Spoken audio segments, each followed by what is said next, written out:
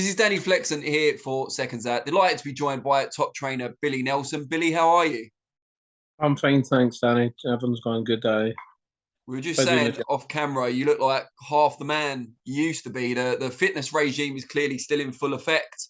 Yeah, Well, you must be happy. I'm a third of the man, not half. No, That's you look good. great for it though. You must be very proud of what you've accomplished. Thank you. Oh, good stuff.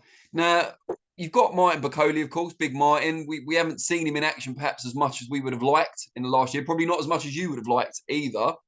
What's the latest with him, and when are we likely to see him back out? Uh, there could be an announcement very, very soon. So hopefully that will be the case, and there could be some very, very, very big news very shortly regarding him as well, which will be a massive fight for him, and that will take us to the next level. And it'll be before the end of the year? That one wouldn't be, but it'll be the first fight of next year, I would imagine. All right. Very cryptic, Billy. Very cryptic. Can you give us any clues? No, really, I wouldn't like to suggest anything unless it doesn't happen. In case it doesn't happen, but it's looking as though it will happen. Okay. And we're talking about what, someone in the top 10, I guess, in the heavyweight division?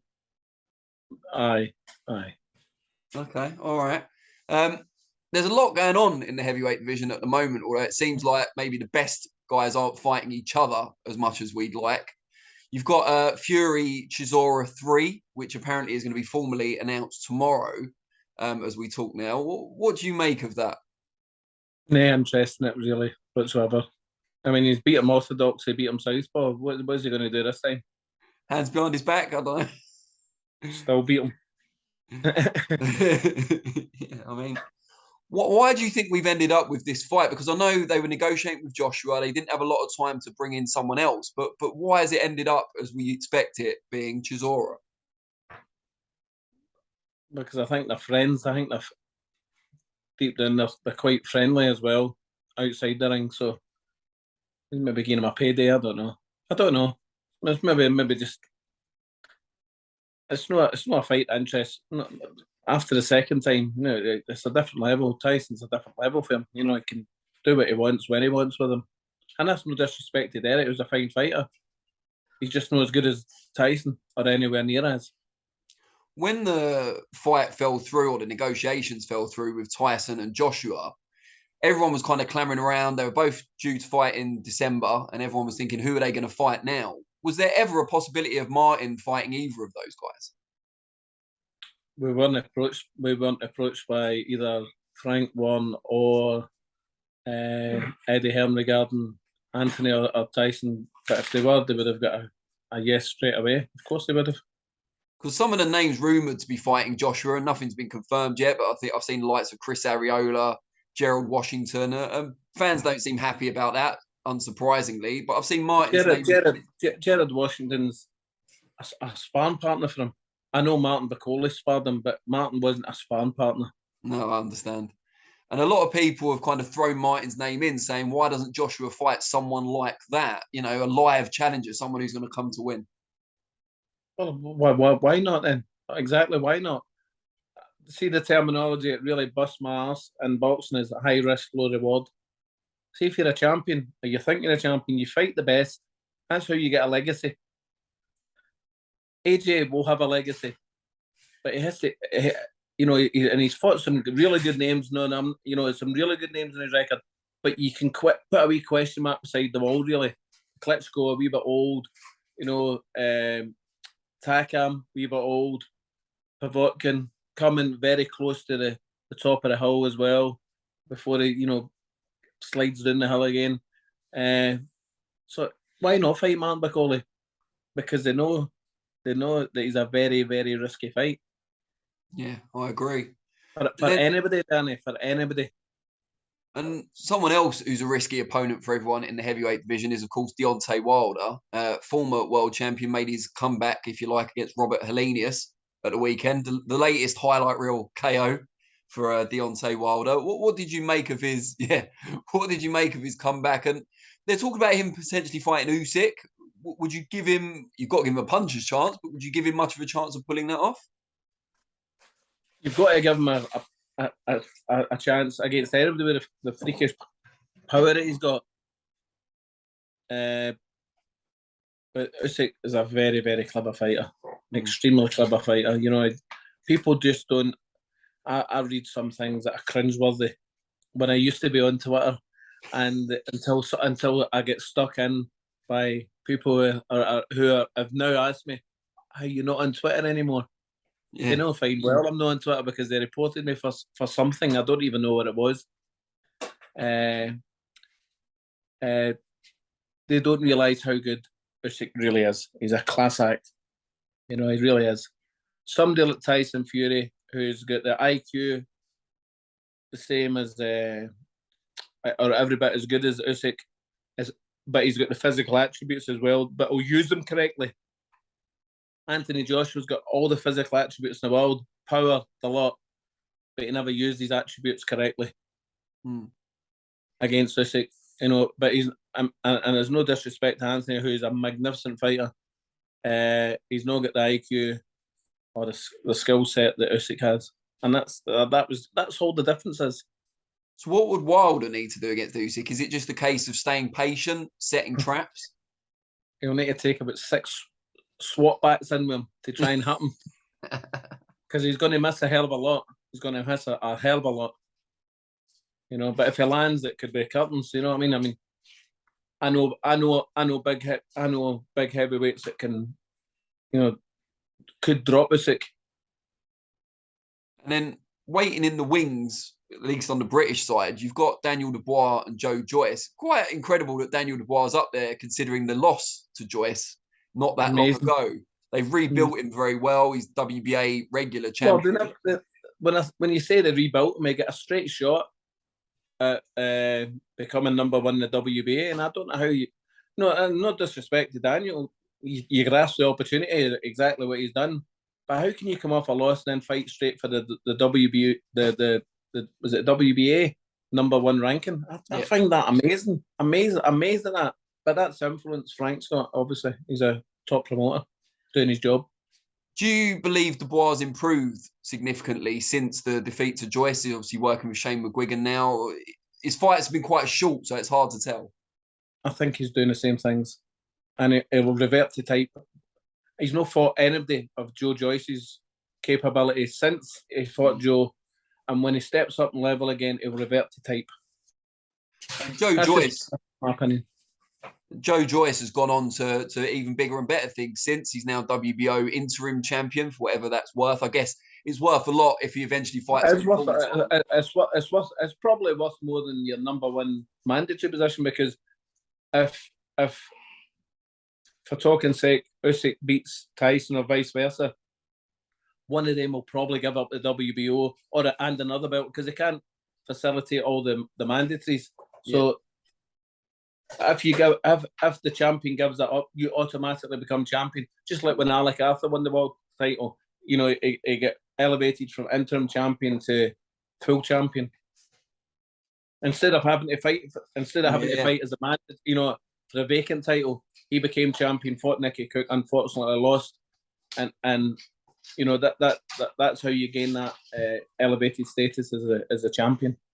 And Joyce was very impressive not too long ago against Joseph Parker, got him out of there, which no one had done previously. What do you make of Joyce and how he's improved? Because everyone's always said, you know, he's slow once he goes up against someone with this skill set, that skill set. But he's fought a variety of styles and he's still unbeaten. He's a very, very good fighter. He's a very good fighter and he's very strong. But I know Martin Bakole will outskill him and stop him. Probably stop him. If he doesn't stop him, he'll give him the beating. He'll give him a bit of a beating. He's too good for him. That's the bottom line. It's clearly a fight you fancy. 1,000,000%. I've fancied it 3.5 years. Well, I've had Martin 4 and a bit years now. I asked for that fight 3.5 years ago. Fight somebody of note, and then we'll fight you. Well, we fought. Who did we fight? We fought Hunter. I obviously got beat. We fought Whack Away. Won. I've called for the fight. No, you need to fight. You know, a lot of shite. They got offered the fight. Martin Bakole instead of Joe Parker for that fight. Oh, in July. They said no. Yeah. We want to fight Joe Parker, and with the fullest respect, I'd want to fight Joe Parker before I fought Martin Bakole. Well, it is the whole high risk, low reward thing again, isn't it? I suppose. Because he knows how good Martin Bakole was spewing his ring up when he sparred him. Every single round, he was sick at the end of the round. I asked him not to spar, but because we travelled all the way to Glasgow the night before, he didn't want to let the boy down. And he was sick before he went into spar because he ate something he disagreed with. He's a vegetarian, and he was sick every single round. But they're claiming he quit at the end. He quit at the end of the 7th round. No, his bucket was full of vomit, and he'd done as much as he possibly could to help the guy. But during the spar, no, Martin never quit. And if whoever the people that were in that room that day, they know if any of them know anything about boxing, they know who the better fight was. But most of them in the room don't know anything about boxing, so you're hitting your head off a brick wall. And from the heavyweight division to a super heavyweight, Hafthor Bjornsson, Big Thor. What's the latest with him? Well, he phoned me the other day and said that he's fell out of love with boxing because we've not been paid for the fight against Eddie Hall. Segi TV haven't paid the promoters, so he's out of pocket 7 figures. I'm out of pocket. Everybody's out of pocket. So I think they've sued them. They've won the case. They've froze their bank accounts, and I think they've moved the money. They've done what businesses do when things like this is going to happen. But there's still ongoing things, and I don't see him getting paid, to be quite honest, and I don't see me getting paid. That's a shame. You put in a lot of time and effort with him. 4 months. 4 months for that particular fight, for November to March. I was in Iceland, November, December, December, January. Came to Glasgow, February, and went over to Dubai in March. I mean, the money aside, how pleased were you with how much he developed during your time together? Well, he improved bundles. You know, but then he get let down because there was talk about a Tyson Fury exhibition. That excited him. I went over there for a month again, and that fell flat in its face. That was another month's waste. No, another month I was away for nothing. You know, we know end result for Arthur. Yeah, awful business by the sound of it. So you think that's him done with boxing now? Well, it is. I think he's going back to doing certain disciplines, not the strongman, but certain disciplines that the strongmen do. I think he's trying to break a few records. So apart from Big Martin, who else have you got in the gym at the moment? I've got a couple of youngsters that are going to. One was to make his debut. I think it was back in October, but he broke his ankle the week before the fight out running, so he's riddled with bad luck. I think that might have been September actually. He'll make his debut in Burns Night in January. So he's back training now. He's back fit, and I've got a young boy Ryan. He's an amateur just now, but he'll be turning pro when I think it's ready. I think maybe a beginning next year. But we'll be baby steps for him because he's not had a lot of amateur fights, but he's very good and he's keen, and no, I like him. I like him a lot. He's a family friend. I'm not just him. His family are friends of our family. Are you enjoying the job as much as you always have? Aye. And listen, I've been offered the other fighters, and you know, I will take on another one or two. But when I think they're right for me, and they're right for and I'm right for them. Oh, I still love it. Of course I do. I'd be lost with boxing. I would be lost with boxing. Oh well, maybe boxing would be lost without you, at least for a little while. Oh well, listen, boxing will continue with Billy Nelson, but you know, I've been in this sport since the age of 14 now, so that's 40 years. So I still love it as much as I remember once Adam Booth hit the nail on the head with saying he loves boxing, but he hates the politics of boxing. And yesterday, my head was fried with the politics of boxing. This one and that one, because A and B doesn't equal C. Right. You know what I mean? It's as simple as that. Well, I hope next time we speak, we can talk about the big fight for Martin that was almost over the line. You'll be very happy for Martin and me, Danny, I'm sure. And then that'll lead to a world title fight. Great stuff. All right. Well, I look forward to that. But yeah, really appreciate your time as always, mate. And let's catch up soon. And congratulations on raising that money for the Alzheimer's Society.